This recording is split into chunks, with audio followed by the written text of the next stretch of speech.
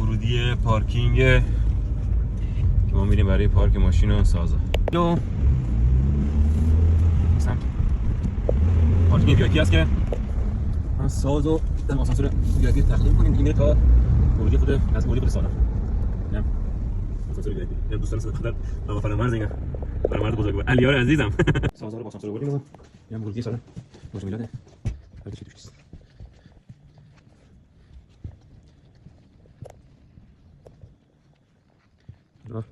بعد میایم سازا رو میچینیم و بدون کار میریم. این برم که میریم به سمت راهروهای بک استیج. خدا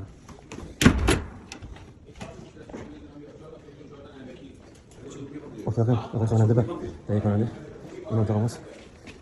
اینها کجا هستن بچه‌ها؟ نمیدونیم. این خوشبختی.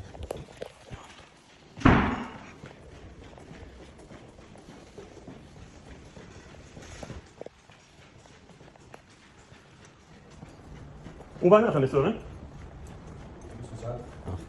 اینم بله غذاخوری بچه همه نشستن بعدا باش آشنا میشیم دوباره. خب اینم سازا رو که باز میکنیم و شروع میکنیم کم کم به چیدنشون. آقا محمد به تکنیسیان کار درست درست حرفه‌ای خفن درجه 1. سازم چیده شده و میکروفون گذاری انجام میشه. اینم پرکاشن چیده.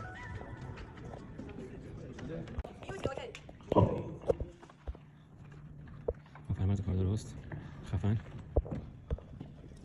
پیکو بریم. یه لحظه صبر کنید. نوشتم بهتره.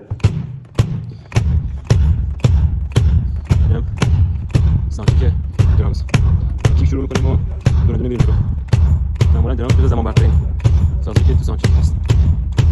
معمولا اولین سازی که سانتیک می‌کنن درامزه. دونه میریم تو. معمولا درامز به زمان برترین سازی که تو سانتیک هست. معمولا اولین سازی که سانتیک می‌کنن درامزه.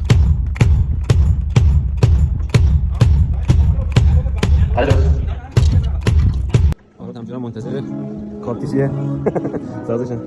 استاد رجانی بزرگ خفن درجه 1 دوستان عزیز علیار محمد برای سولو قبل زمان محمد گلشنی سانچیک نایلونش محمد گلشنی سانچیک بیشترش انجام میده عالیه سری آتشین سانچیک امیرحسین ویولون سیمان هستم.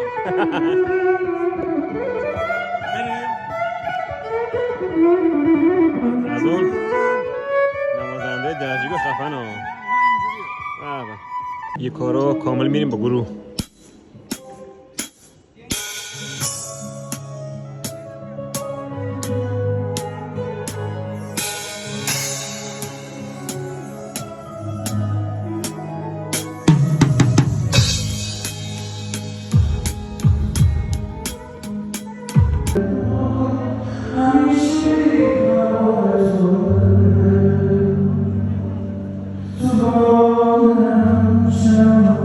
سانچیک تمام شد و میریم برای درست و تعویض لباس و آماده‌شیم برای سانس اول.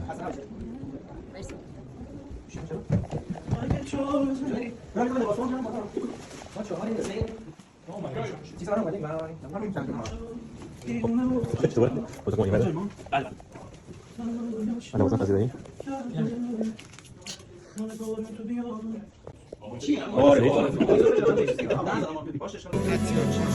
چون اینجا نمیتونیم وقت بدیم این وقت. خب میریم که ورودی داشته باشیم.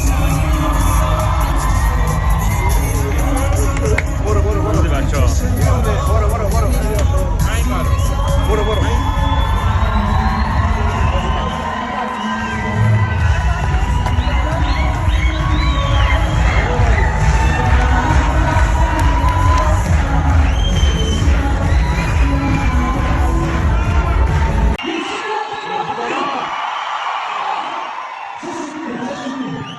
پایان سانس اول.